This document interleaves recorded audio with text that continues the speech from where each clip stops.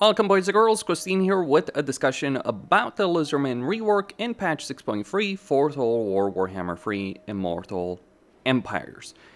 I would like to point out that at the moment at patch 6.3, in the beta version of it as it were, there are a number of critical issues in the game. In particular for Lizardmen, Legendary Lords seem to be bugged in terms of their AI not working. So for instance, Oxyatl hasn't really recruited that many units. Mazdamundi has practically done nothing for a very long period of time in his campaign. So it's a question of unit recruitment. Eventually, the AI can fix itself if certain conditions are met, but by default the AI of every single Legendary Lord of the Lizardmen is broken, and obviously that does have an impact. So I would not recommend playing the Lizardmen until Creative Assembly fixes that, though they are aware of it. Now, as far as reworks go, this is certainly on the lighter side, as well as Tomb Kings, but if it is considered a rework, what the Greenskins got in Moments of Destruction, then certainly this falls under the same category. It's not as grand as, say, the Dwarf rework, or the Empire rework, or the Kislev rework, or Khorne, but it is a rework all the same, as far as I see it, even if Creative Assembly would just use the term update. Regardless, on the subject of the Lizardmen, they still suck as a race. Beyond the bugs, the issues, I think the core design that Creative Assembly does have for the Lizardmen just leaves a lot to be desired. Namely, the jungle itself is a significant downside in their campaign. So there is a jungle movement penalty, which has been reduced in 6.3, but not eliminated. Crucially, however, the problem of the jungle, in Lustria especially, is that it's not so much just the movement of it, because yes, you might move slower, but you also have a huge amount of ambush success chance in it, so you can use that. Not that Lizardmen are great at ambushing, because they lack stock stats, but rather the problem with the jungle is that the Lizardmen are not one of the better races to handle the jungle. The best races to handle the jungle are Skaven, Ogres, Greenskins, Dwarves, because they have the underway. So they have a way of bypassing a lot of the choke points that do exist in a jungle. Everyone else that's dealing with the jungle campaign has problems. Now, out of the Legendary Lords of those races that deal with the jungle as their primary climate, it's only really Lord Skrolk that has it, but basically Lord Skrolk is the best Legendary Lord in Lustria, simply because he can navigate it better. And the problem with Lustria especially is, if you look at the layout of a lot of different settlements, you can see that these settlements are placed in choke points. And that creates issues. If a settlement is raised, which you will encounter if you're playing Skulltaker, if settlement is raised, you might get your army stuck as it's trying to move over a river, for instance. Or certain locations, like this settlement that Skulltaker starts right next to, for instance. Or if you give an ally a settlement, or a vassal a settlement, important for Nakai, then you're also going to have that same movement issue, because when you own the settlement, no problem, you move through it. When an ally owns it, it doesn't work like that. So for instance, I went and conquered Lufer Harkon over here with Gorok, and I wanted to go back south to deal with Rakarth, who had declared war on me, and I ended up wasting a turn right here by this river because I traded the settlement over here to Albrecht, just because I couldn't defend it, that I needed the money, and respect that. So that is one of the main issues that the Lizardmen did have pre-patch, and it's still one of the bigger issues. The jungle in itself sucks, and by the time you get to a point in your campaign where you move out of the jungle, in the vast majority of Lizardmen campaigns, the campaign is effectively over. Like, look at this campaign. It's turn 32. I'm about to complete my short campaign victory condition as Gorok. Once I'm done with that, and essentially it's just down to Rakarth. Once I'm done with Rakarth, there's nothing whatsoever left in this campaign. So this is very relevant for the sake of Lizardmen campaigns. One of the things I do like about the Lizardmen rework is the updated tech tree. Lots of benefits over here, no longer locked by buildings, except a couple of things, and these are optional, they're not important, so you have a bunch of things that you can research. Certainly it can feel a bit one-dimensional because you're always going to want to get sequence of construction, then sequence of expansion, or sequence of marching, or realistically both, and then a couple of these things. And you're not necessarily going to bother all that much with regards to the cold-blooded tree. Nakai does have his own tech tree, and I think Nakai already had the best tech tree of the Lizardmen. I still think he has the best tech tree of the Lizardmen. Though he has his own issues in his campaign, but in a lot of ways the campaign pacing of that one is better handled. Though you still start in a jungle with all the limitations that come with that. But at least it's not Lustria as a jungle, though you will probably have to deal with Lustria one way or another in an Nakai campaign. Still, that is a benefit, the update to the research tree. The research tree of the Lizardmen used to be pretty terrible. It's not all sunshine, however, with regards to the way the Lizardmen work. Their legendary lords do still have issues in terms of mechanics, like Mazdamundi is lacking unique mechanics. For instance, Krokar, Gorak, they're lacking it. Tenuin is pretty awful to play as a legendary lord. It's not that he's unplayable. It's not that Warzag is such an undefeatable threat, but it's rather the fact that there's nothing really special about it. At least Gorak has Lord Croak as a starting legendary hero, and you do get the barrier benefit for your Saurus as kind of like a special benefit through the blessing of Coatzo. But yeah, that lack of unique mechanics does hurt them. It's also something that affects the Tomb Kings as well. But, it's not a full rework. Fair enough. We got to talk about the race, but that is one of the things that I think does affect the Lizardmen. Sure, Tenuin, Cult of Sotek, Axial, Nakai, they do have their unique mechanics, but there's also issues with that. Like Tenuin's global war between all Lizardmen factions and all Skaven factions does kind of break the game's AI, so I think that's something they should look at in terms of improving campaign mechanics. Beyond that, they have updated hero and lord skills to a degree. Heroes have gotten minor blessings, for instance, as well as a couple of other useful skills. Lords, in particular Slann, have gotten some very significant buffs. So you have various generations of Slann that you do get through the Rite of Awakening. Let's start with that. My problem with the Slann situation is that while I love the buffs, I still don't necessarily think it's worth using a Slann as a Lord. At best, you might use a Slann if you can afford it from a supply line issue. You might use a Slann to be a caster supporting army because they have a lot of magical power, or they get a significant experience benefit, so you could use them for recruiting units and then pass them on to a proper Lord. From that perspective. But yeah, second generation get a huge amount of magic benefit. Mazdamundi, by the way, is a second generation, so he has 2 traits to him, which actually makes him decently powerful, but there's downsides, a pretty big downside with regards to that. Third generation have a lot of experience bonuses, and fourth generation have a lot of direct combat bonuses, in particular against Chaos for their army. Now, here's the problem with Slann.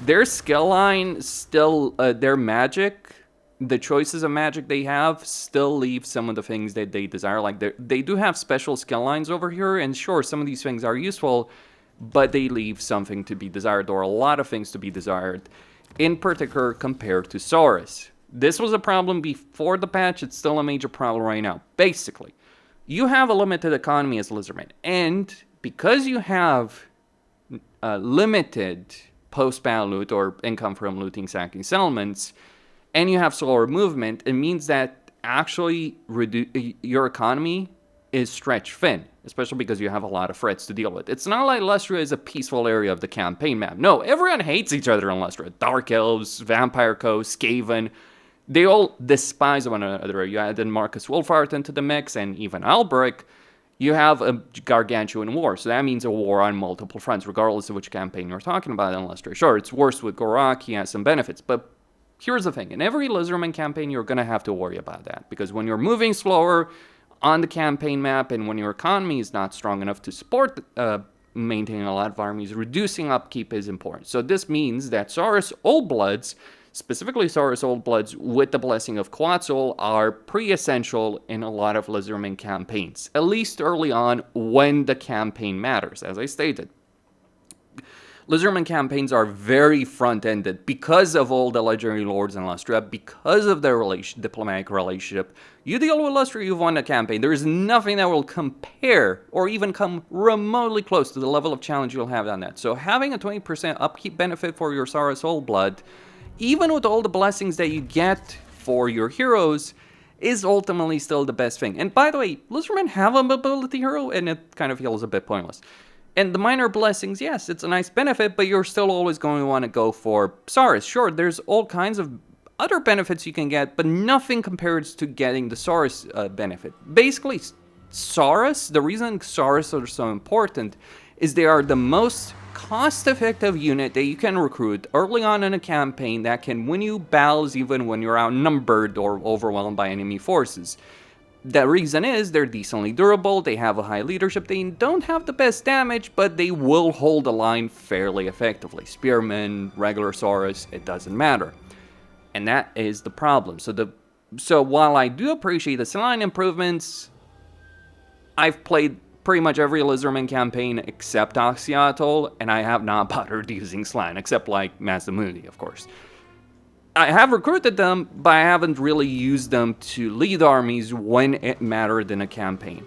It's also annoying that the actual generation of Slan that you get is randomized, so you get the Slan every 10 turns, but you can't pick the generation. You can pick the Skull of Magic, but the generation is randomized. So sometimes you can get something very useful, other times you're going to get something very useless, or something that's not going to fit you. Like, what's the point in getting a 4th gen Slan if you're not fighting Chaos? It might be great for Oxyatl, kind of, but it's not really going to be important for anyone else, and that's the issue with regards to it. They have improved, I think, the right cooldown. I believe it's been improved, except the Primeval Glory, that's still 50 turns. I think they should take a look at that, looking to change it or something like that, because, yeah, it's powerful, you're also probably not going to have the money for it, and it's kind of overkill. There is a balance in building up armies in a campaign.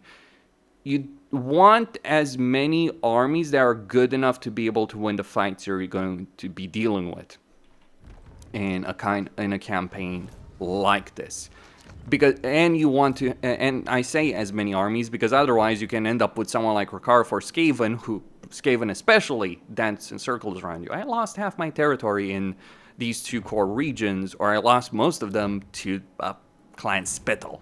That is pretty humiliating, a minor Skaven faction. But just because they can move around this jungle faster than me. So that's one of the reasons you'll want cost-effective armies, and that's Saurus Old Bloods, that's Blessing of Quetzal, Minor Blessing, Greater Blessing, it doesn't matter. That's one of the things you're going to focus on with regards to the Lizardmen. Okay, that's one of the things to mention with regards to lords. But I do appreciate the better traits, but again, given the way the Lizardman economy works and the limitation on units, it's not really going to pan out in a lot of ways. They have added some income benefits to some, though not all, of the Lizardman resource structures, but while this is useful, it still doesn't solve the underlying issue that you're going to want to go for Saurus. Again, it's just a question of availability, it's a question of building as well, because if you're playing a Lizardman campaign, you're going to want to get the spawn pools for the Skank Chiefs, because replenishment matters when you have few armies and you're running through long distances. Then you're gonna get the Saurus building, and so that means you're gonna have to make a choice with regards to other buildings of the Lizardmen, between income, control, resource buildings, income modifiers.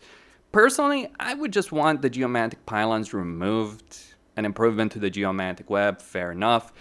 But I think the Lizardman baseline income needs to be better, like 200 by default, for instance. So to be fair, these structures are cheap.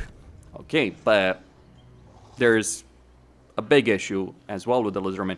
Construction time. Now, Lizardmen do have ways of reducing construction time. Those Saurus Old Bloods can...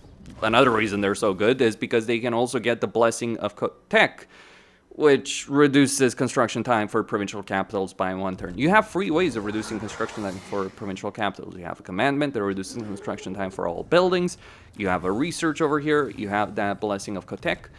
So you have those ways, but the default building time for Lizardmen is longer than for other factions. Also, it's kind of weird. Like, for instance, a tier 3 minor settlement is 4 turns in this province, whereas a provincial capital is also 4 turns at tier 4. Yeah, I mean, provincial capital settlement building. So when I read that, I assume that it means minor settlements as well. It should be. In a lot of cases, it does work, I think. But yeah, there's just some balance issues with regards to that. So basically, it takes longer to build up minor settlements, inter-settlements.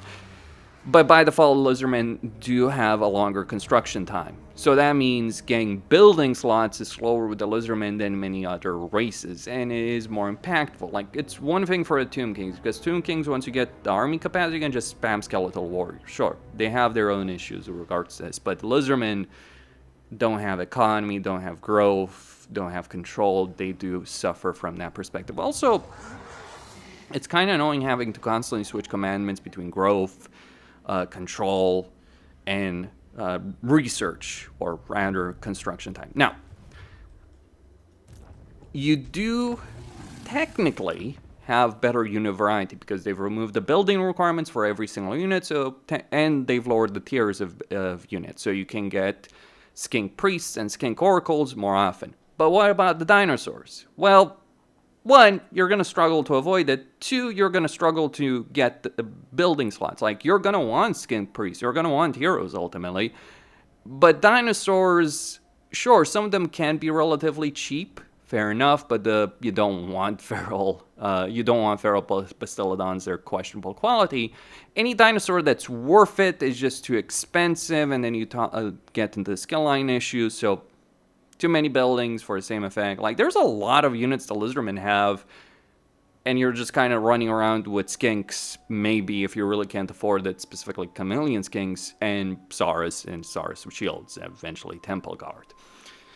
It is better that we do have skink priests and skink oracles, but the one problem that does remain, Saurus Scar veterans are usually going to be unavailable for a very long time unless you start with them or you're playing Krokgar, who has a better situation with them. But yeah, that is one of the annoying factors. I think the Saurus building should just be reduced to 1 tier, personally, in that respect. Or just allow us to recruit Saurus Scar veterans at tier 2 and increase capacity at tier 3. You had that option right there, CA. Just saying. Could have been better. I would also reduce the tier requirement for this building to allow us to recruit Temple Guard at tier 3. Not that it would be recommended to recruit Temple Guard at tier 3.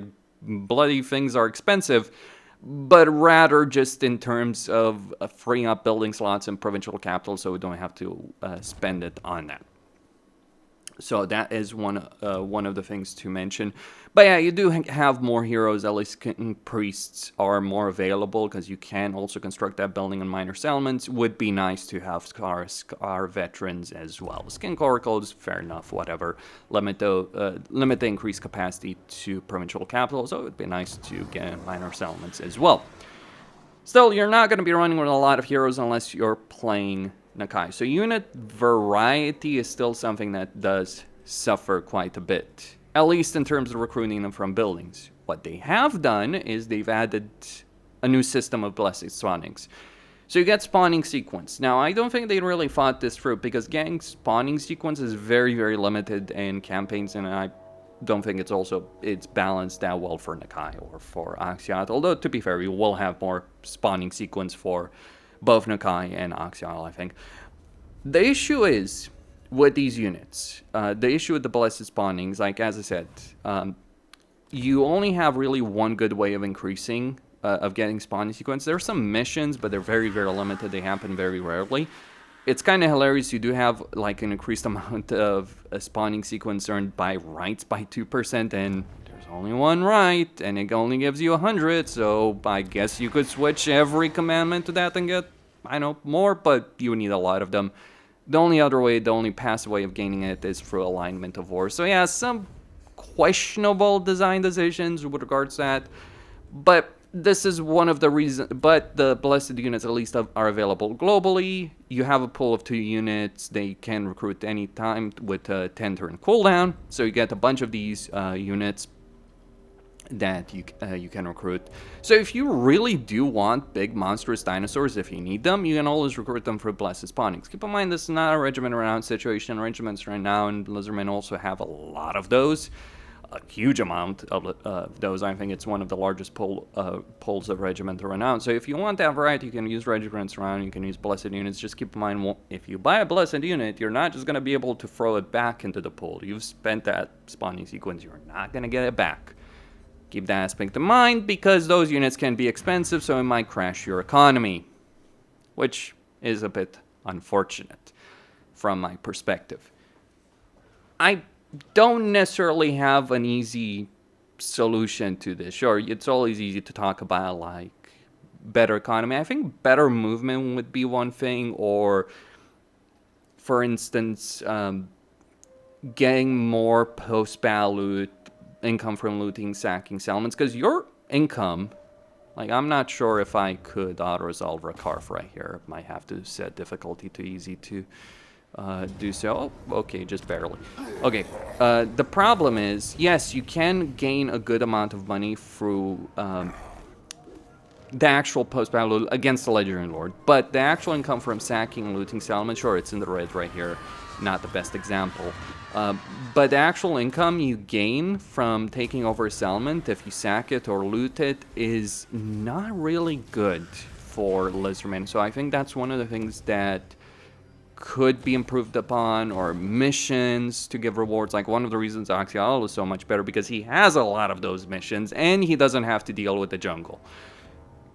So he gets more cash, he gets a lot more blessed units, and he doesn't have to deal with the jungle and has every climate viable. Yeah, there's a reason why I consider Doxial the best and realistically the only Lizardman campaign worth playing.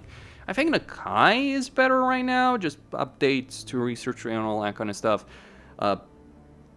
If you're willing to enjoy that playstyle, I have my issues with my own issues with Nakai, but all the same, like, I still don't think most of them are worth playing. I thought that before the patch, and while they have improved certain things, the core issues of the Lizardmen remain. Jungle sucks. They're not equipped for the kind of campaign style they have.